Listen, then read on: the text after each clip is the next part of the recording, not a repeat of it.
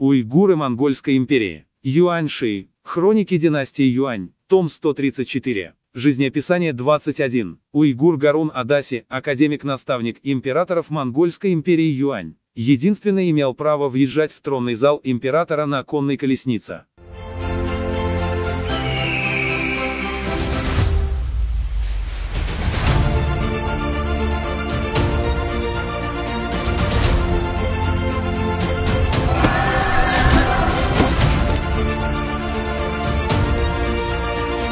Гарун Адаси, уйгур, учтивое имя Цезилун Адаси, в совершенстве знал учение Индии, буддизм и языки различных стран. Академик Ханлинь уйгур Ан Цзан порекомендовал его императору Хубилаю Ши Цзу. Его вызвали ко двору и приказали вместе с императорским наставником читать лекции по учению Дхарма. Наставник был человеком из Тибета, их языки были непонятны. Император тогда приказал Гарун Адаси обучиться у наставника его учению Дхарме, а также его речи письменность. Через год Гарун Адаси все постиг, перевел сутры и шастры Индии и Тибета на уйгурское письмо. После завершения преподнес свои книги императору. Хубилай приказал выгравировать книги и пожаловал их князьям и сановникам. Более 20 племен юго-западных малых государств, таких как Синхара, Индонезия, явились ко двору с данью. Гарун Адаси изложил перед императором содержание их докладных записок. Все эти государства были изумлены и покорились. На придворном совете обсуждали сбор войск для карательного похода на Таиланд, Индию и Индонезию, на государства Сиам, Лопбури, Маабар, Кулам, Сумутра.